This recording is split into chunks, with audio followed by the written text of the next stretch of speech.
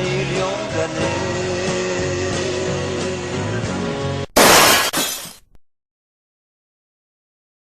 Et salut tout le monde, c'est Moss. La vidéo sur le Précambrien vient de dépasser les 630 views au moment où j'enregistre, et je me rends compte que dans l'ensemble de la vidéo, un sujet a été plutôt survolé, et c'est les Ediacariens. Comme je sais qu'il y a peu ou pas de vidéos francophones traitant du sujet sur YouTube, et que la plupart du temps il faut aller s'amuser à chercher sur des sites étrangers, mis à part Wikipédia, ton grand ami, pour avoir des infos potables, j'ai décidé d'en parler car ceux qui veulent toujours devenir paléontologues alors qu'ils ont 15 ans peuvent être plutôt intéressés par le sujet. Et justement, avant de parler de ces Ediacariens, on va rappeler quelques principes de biologie. Le monde vivant se divise entre eucaryotes et prokaryotes, les premiers ayant des cellules contenant un noyau où est stocké leur ADN, comme nous en gros, vu qu'on en fait partie, alors que les prokaryotes, eux, sont représentés par ce que l'on appelle vulgairement les bactéries et ont leur ADN qui flotte dans la cellule.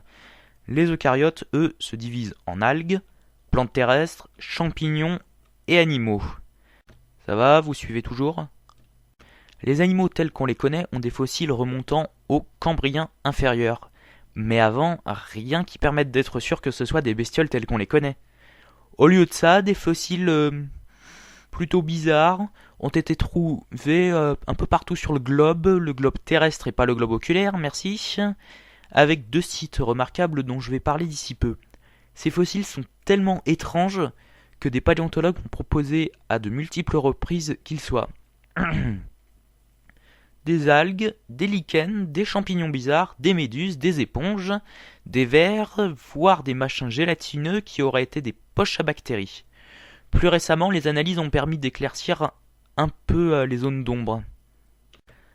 Maintenant, et sans transition parce que j'ai la flemme, voici le premier site remarquable concernant les Ediacariens, à Vallon en Terre-Neuve. Et je parle bien du territoire et pas du Klebs. Dommage, j'aime bien les chiens. Qu'est-ce que vous foutez dans ma vidéo ? Tu veux vraiment savoir? Non, bah, on va faire la suite alors. Donc c'est l'un des sites fossilières les plus anciens concernant les Ediacariens, âgés d'il y a 575 millions d'années. À l'époque, le lieu était à 50 mètres de profondeur, et des milliers d'organismes vivaient ici. J'imagine que ça devait être la fête. Je vais pas tous les détailler, car il y en aurait pour 3 heures, donc mettez la vidéo en pause pour glaner des infos quand il y aura les fiches sur telle ou telle forme de vie. Donc, parmi les habitués du site, on a le Tectardis, et d'ailleurs, on dirait plus un ver qu'un Tardis. Bradgatia qui ressemble à un chou-fleur. Des fuseaux. Je déteste cette tête de T-Rex. On m'a appelé? Non, dégage. Je disais donc des fuseaux, et ouais, le nom est pas super classe, mais il n'y a que ça en stock pour le moment. Et pour finir, Charnia. C'est le plus grand Ediacarien jamais découvert, qui fait 2 mètres. Et il a été justement le premier fossile à être réellement daté du Précambrien.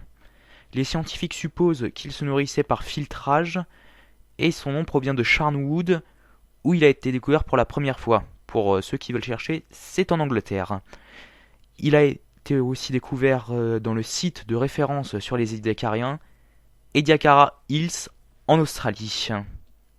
Beaucoup de formes ressemblant à des animaux ont pu être nommées, comme Sprigina, qui ressemble vaguement à un trilobite. Avec ses seulement 3 cm, les scientifiques ont beaucoup fait débat sur sa classification.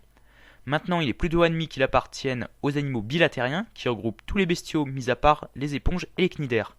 Il y avait aussi Cyclomedusa, pas grand chose à dire sur lui, si ce n'est que c'est le plus ancien Ediacarien connu, étant donné qu'on a trouvé un fossile qui date d'il y a 1 milliard d'années, et qu'il a été découvert là, et là. On a aussi Charniodiscus, le petit frère de Charnia. Ensuite, on a Philozoon, rien à dire sur lui étant donné que j'ai qu'une image. Et puis Tribrachidium. Alors, il a beaucoup intrigué les paléontologues du fait de sa triple symétrie, ce qui l'empêchait d'être classé aux côtés des autres animaux. Mais depuis, on a trouvé 2-3 de ses cousins, ce qui a permis de créer une nouvelle classe pour les ranger, les tribozoaires. On va finir Ediacara Hills avec l'incarnation même de l'Ediacarien, Dickinsonia. Cette chose de 80 cm, je dis bien chose, intrigue toujours les paléontologues depuis sa découverte en 1946. Le problème avec les fossiles, c'est que dans le cas de Dickinsonia, ça laisse que des empreintes et aucune forme solide. Du coup, c'est quasi impossible de savoir ce que c'est précisément. Mais si c'est un animal, les scientifiques pensent qu'il se développait un peu comme une méduse. La tête poussait en premier et le reste des segments suivait.